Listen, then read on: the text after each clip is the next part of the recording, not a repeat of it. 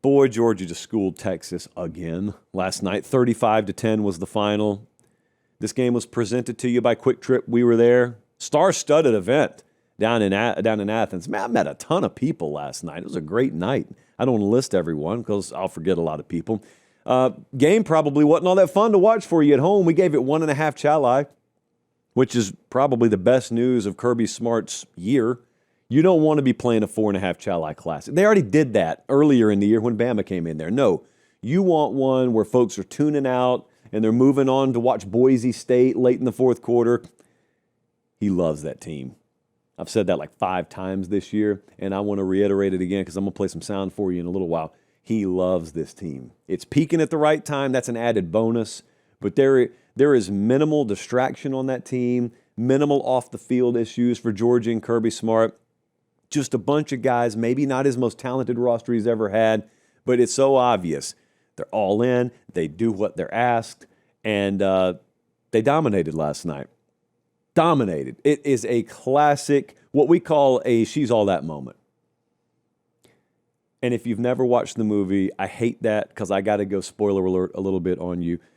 Georgia found themselves in a classic she's all that moment, and they're there right now. So at various times this season, they've looked flawed. Early in the season, like people were pointing this out, pointing that out. And Kirby Smart himself sounded concerned about this aspect or that aspect. Rightfully so. Rightfully so. But in true Laney Boggs fashion, this is a she's all that moment for Georgia. And it kind of happened last night because Georgia took those glasses off and the world started to realize Georgia's kind of hot. Wow. Is that Georgia? Is that the same Georgia? Ooh, what could they turn into? Could they become prom queen? Could they win a national title? Don't know. Don't know. That's why God makes us play December and January out. But I will say this, just like I said last week, felt kind of vindicated last night. There was a lot that the model loved about Texas. Some of the numbers like Texas. And I sat here and kind of ignored the numbers last week, and I said, nope, until further notice, this is a Georgia game. It's not a matchup game. I have a philosophy about these big program type games. I rarely ever get into like deep matchup type stuff. It's not an X's and O's show to begin with. But a lot of times we'll throw some stats out there to back up an argument. But with Georgia and Texas, I didn't view it as a matchup game. It's more a referendum game. Like, for example, the final's 35-10. Do you really think there's a 25-point gap in talent differential between those rosters? Of course not. No one in red and black thinks there's a 25-point gap or a 25-point difference. But it was absolutely a referendum on staff, and it's a referendum on culture. For instance, both of those staffs were well aware of who the officiating crew was on this game coming into yesterday. They both knew that crew throws a ton of flags. And yet last night, Georgia had 1 for 15, and Texas had 9 for 58. Fourth quarter, Georgia owned it, and that's against a team coming out of the bye. And Georgia routs them 21-0 in the fourth quarter. Texas, in their last 3 games in about a calendar year against Georgia, probably the paper popper of the year here, 83 combined rushing yards in 3 shots against Georgia in a calendar year. So, again, finals 35-10. There are a lot of talented kids on Texas's team that Georgia wanted and vice versa. I mean, they recruit against each other. You look on paper, this stuff right here, it says it's supposed to be a close game. Vegas odds board says it's supposed to be a close game. Man, it's so glaring when you watch it play out. And I thought not only the game itself, but the Kirby Smart press conference afterwards was a classic. It was almost like it was delivered to American society at large, but especially football society. I just want you to take a listen. You don't even have to be a Georgia fan to appreciate this. Yeah, it's the approach we take. We're gonna dominate and try to win the fourth quarter. It's what we do in practice. It's what we do in the off season. It's what we build our core culture around is being the more physical team. And you have to recruit physical players, and they have to buy into that process. I don't know that a lot of these kids nowadays, they want to check. They don't want physicality. And if you have the check and no physicality, you end up with nothing. So we're not just getting checks at our place. We're hitting people. Our kids believe in down and dirty. They believe in, the SEAL mantra of let's take them to the water. let's see who can survive in the water and see who's going to tap out first, ring the bell, and run from the contact contest. And they believe in that. Like, they believe in the physical toughness that it takes to win games. It's so great, man. You got a bunch of future millionaires on that team playing like they're Toledo. It's just amazing the mentality he gets them to play with. I'm around them a fair amount. I'm in a lot of these buildings, so I'm in a really good position to compare, not granularly. I'm just talking about general vibe, general temperature, the way they go about things, the way walkthrough feels when you watch it on a Friday. Like, they're not tackling. It's just the vibe. It's just the standard. It's like squeezing the sponge till it's completely dry and then going back and saying, I think we can get one more drop out of it. And it's the difference in the 1% that you find, just the fractions of inches that you find here and there. So then it bears itself out, because then you play 12 games a year. Really, 3 or 4 of them are against rosters comparable enough to where you kind of look across the sideline, you see, it's like a version of us over there. Physically, they look similar to us. So then let's find out. And oftentimes when Georgia makes you find out, it's normally you finding out. They're kind of just rediscovering what they already knew about themselves. So Mike Bobo and his offensive staff have been trashed relentlessly in the past. And yet those people have been nowhere to be found this year, including last night when Mike Bobo and his offensive staff have done and then continued last night to put on clinics. Free clinics. They're not even making you pay for them. I mean, it comes down to players ultimately. Like last night, the padlock stat that we circled going into this game, remember it was broken tackles, yards after catch, broken tackles. Georgia had 10 and Texas had 2. So yes, players are making plays, but I don't know how in the world you watch them week 1 to now week 12 and watch Gunnar Stockton and say anything other than staff's just putting on a clinic, man. He was 24 of 29, 229, 5 touchdowns total last night, threw 1 pick, which could have been devastating, except, I mean, Georgia had enough cushion where it didn't even matter. And in the red zone, it's just again, the inches that make the difference here. 4 of 4 was Georgia, 28 points. Texas was 2 of 3 for 10 points. Nice little bonus. If you want to shift attention to the other side of the ball for a second, think about some of the edges Texas was supposed to have. And this includes me. I picked Georgia to win the game, and I even thought Texas would have the edge, and therefore Stockton had a little more burden on his shoulders because they can get after you, and Georgia's not really been able to get after the passer a whole lot. Hey, really quick timeout. We'll get right back to the video. Do me one favor. Make sure you're subscribed. It helps us keep the show free. It helps us keep the lights on. It helps us keep doing college football year-round, and we appreciate it. All right, back to the video. Georgia consistently, I thought, got more pressure on Arch than Texas got on Gunnar Stockton. That's against an offensive line at Georgia that has been in tatters at various points this year. So, again, it's almost like they took the plane off earlier this year, and by Georgia standards, there were alarms going off in the cockpit all over the place, and they never really landed it. They just said, no, we're not landing. We don't get to do that. This is not spring practice. We've taken off. We got really capable people on board here. They paid a lot of money. So let's do our jobs and fix the thing in the air. And they have. They have. And now some of the rattling stopped and some of the red blinking lights have gone off and the alarms have died down. And now you start to look at it saying, wow, this thing could actually fly. Not only can it fly, we may be able to go higher than we are right now. Let's pull the stick back a little bit. Let's just see how high we can go. That's kind of how I felt watching Georgia yesterday / last night. I mean, there were a lot of big names on that Texas sideline that hit that tunnel well before the gun sounded. This should have been the best of Texas, by the way.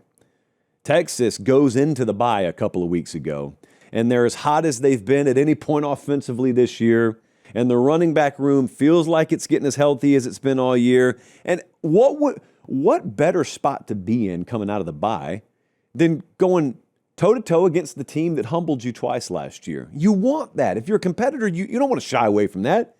You want that. And you got it. And it was the same story as it's been on the road for them all year. Texas is just, there's a different gear this organization's got to hit. They lost at Ohio State. They lost at Florida. They had to squeak past Kentucky and Mississippi State on the road, and then they got pantsed by Georgia. They don't play well away from home. They don't. And that's a critical part of what separates good versus even very good, much less good versus great in this sport, is being able to scale your performance level on the road. And Texas hadn't been able to do it. I mean, I still think about that hallmark, like program-defining win, or so we thought, when they went into Tuscaloosa, and that feels like 10 years ago now, because it really hasn't been replicated over and over again. And I know there's a lot of talk in the abstract right now around Texas about everything from coordinators and position coaches to like front office personnel. And look, truthfully, everybody's got to make adjustments after every season. Ryan Day won a national title last year, and they made some adjustments at Ohio State. So, of course, Sark's going to have to make adjustments, but the bigger picture issue is you still find yourself this far into the tenure asking the same question. So I was asking it going into this game, and you still ask it coming out of this game. What is Texas football under Steve Sarkisian? I'm not asking what they want to be. I'm asking what they are. I mean, what is the tried and true, can like nail something against it, identity of Texas football under Steve Sarkisian? Now, that's not me giving up on him. Far cry from that, actually. I'm just a believer that it's still sort of in an evolutionary phase there. That may not be acceptable if you're a Texas donor or you're a big Texas fan and you think you've given him long enough to figure it out. Well, if you believe that and he's not getting the job done, fire him. Of course, that's not reasonable. I'm just kind of giving an extreme response to what is a stance that many people probably have. So obviously you're not firing him.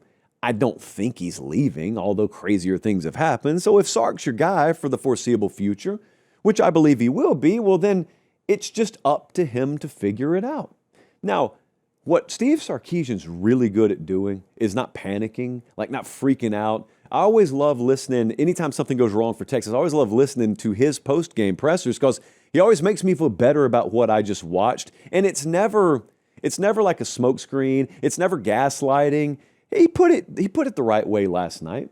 He understood what had just happened to him, but it's never as bad as that kind of final score makes it look like it is.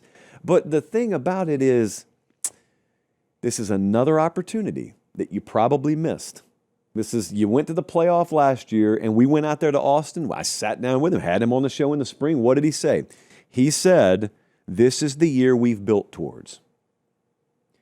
This is the group. This is the roster we've wanted on the field. This is our Texas. We got here a few years ago, but this is the first one where it's just fully us out there on the field. Well, this is the result you've gotten. That's not good enough. I don't think he would say it's good enough.